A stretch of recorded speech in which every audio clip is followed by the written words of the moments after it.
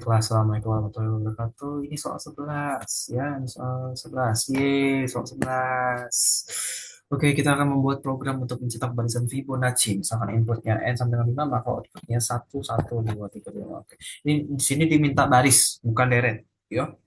Oke, kita langsung saja ke pengkodingannya di sini. Soal sama 11. Oke, langsung saja ya. Oke, kita relasikan variabel n sebagai tipe data bilangan bulat. Lalu in F1 sama dengan 1, F2 sama dengan 1, berikutnya dengan 0. Maksudnya, saya menyiapkan tiga variabel utama, yaitu F1 dan F2. Saya beri nilai awal 1, karena dua angka pertama Fibonacci selalu 1. Ya, maka variabel berikutnya akan digunakan untuk menampung hasil penjumlahan. Lalu cetak jumlah suku n ini meminta pengguna untuk memasukkan input dari user untuk menentukan suku seberapa sih barisan Fibonacci ini akan ditampilkan sebanyak n, ya, n berarti tak hingga banyaknya, bebas suka usernya di sini.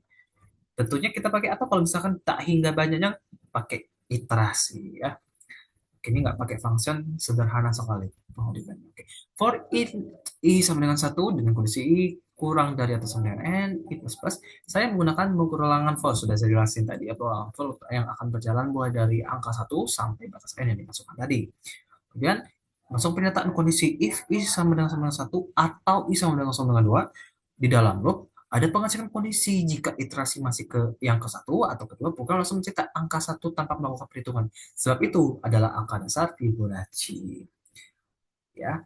Else menghitung suku berikutnya F1 tambah F2. Maksudnya jika sudah masuk ke suku ketiga dan seterusnya, maka program akan menghitung angka baru dengan cara menjumlahkan dua angka sebelumnya, yaitu F1 ditambah F2.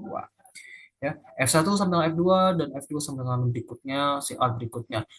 Maksudnya ini adalah setelah dapat hasilnya, kita akan melakukan pergeseran nilai angka kedua sekarang menjadi angka pertama, dan angka yang baru saja dihitung berikutnya sekarang menjadi angka kedua. Ini supaya di perulangan selanjutnya kita selalu menjumlahkan dua angka yang paling baru.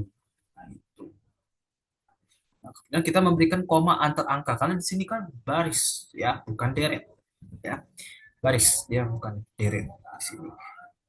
Nah, maka kita langsung if, pernyataan if i kurang dari n, si out, koma di sini. Ya, supaya tampilannya rapi, saya menggunakan logika untuk mencetak tanda koma.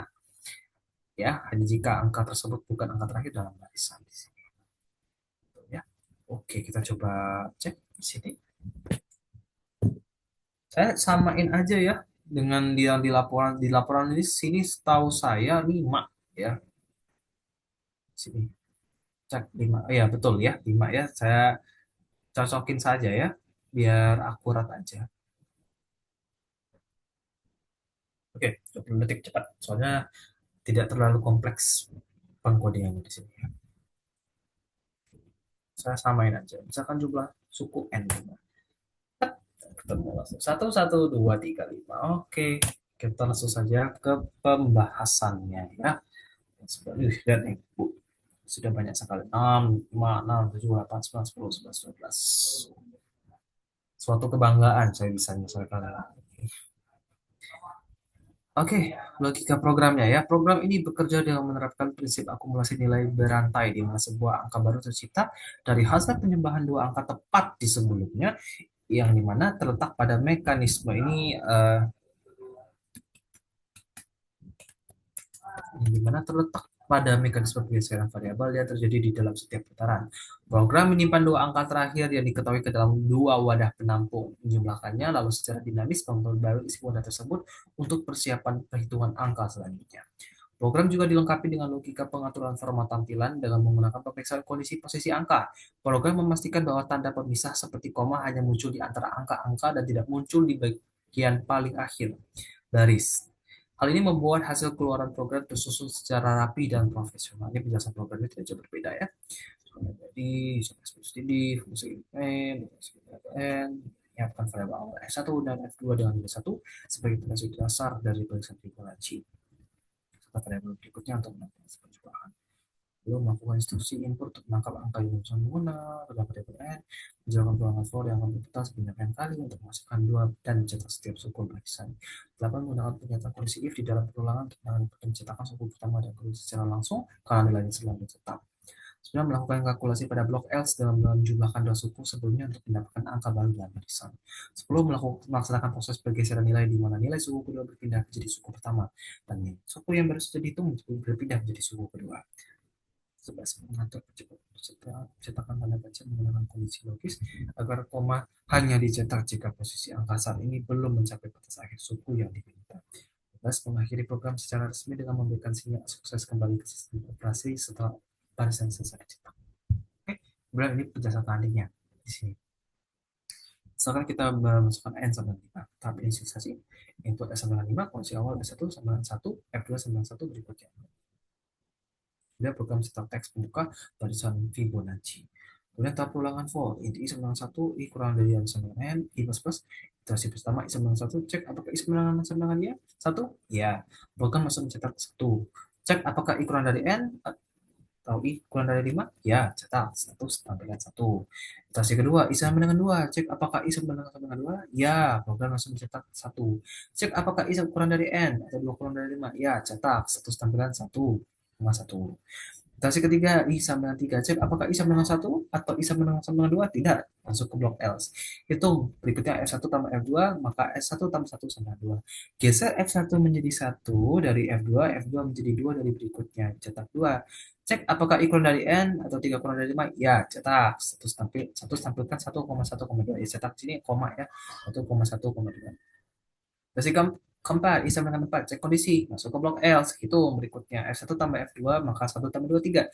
Geser F1 menjadi F2, F2 menjadi 3, cetak 3, cek apakah I kurang dari N, 4 kurang dari 5, ya, cetak, koma, tampilan 1,1,2,3. Iterasi kelima, I sama dengan 5, cek kondisi, masuk ke blok else, hitung berikutnya, F1 tambah F2, maka 2 tambah 3, 5. Geser F1 menjadi 3, F2 menjadi 5. Cetak 5, cek apakah I kurang dari N, 5 kurang dari 5, tidak, maka koma tidak dicetak. Satu tampilan akhir itu 1,1,2,3,5. Tahap akhir, program keluar dan dari pengulangan karena I sudah mencapai batas maksimal, lalu menutup baris dengan perintah n line dan selesai. Ini untuk sudah code-nya ya, kita deklarasikan n integral, i integral, F1, F2 berikutnya integral, begin, F1 diisi dengan 1, F2 diisi dengan 1, berikutnya isi dengan 0, write masukkan jumlah suku n, read n, write masukkan barisan Fibonacci, for i diisi dengan 1 to n do, if sama dengan 1, or i sama dengan 2, dan write i, else berikutnya diisi dengan F1 tambah F2, F1 diisi dengan F2, F2 diisi dengan berikutnya, write berikutnya, and if i kurang dari n, then write, and if, and for no line n. Langsung ke flowchart di sini ya. Start proses F1 kurang sama dengan 1, F2 sama dengan 1, berikutnya sama dengan 0. Input N. Pernyataan perulangan for i sama dengan 1 to N, jika true maka masuk ke pernyataan kondisi. I sama dengan 1 atau I sama dengan 2. Jika true, print 1. Pernyataan kondisi I, NLT sama dengan N, print, koma, I plus plus, balik lagi ke sini. Sini. Ya. Ini tadi berdasarkan terus, sekarang false. Berikutnya sama dengan S1 tambah F2, S1 sama dengan F2, F2 sama dengan berikutnya, print berikutnya. I, pernyataan kondisi lagi, I, NLT, titik koma N, jika false, maka I plus plus naik lagi ke sini, ke ulangan ini. Langsung ke false, print no line, N. Sini. Oke, demikian video yang paling singkat sekali dari penjelasan saya, yaitu program barisan Fibonacci. Semoga video ini bermanfaat. Wassalamualaikum warahmatullahi wabarakatuh.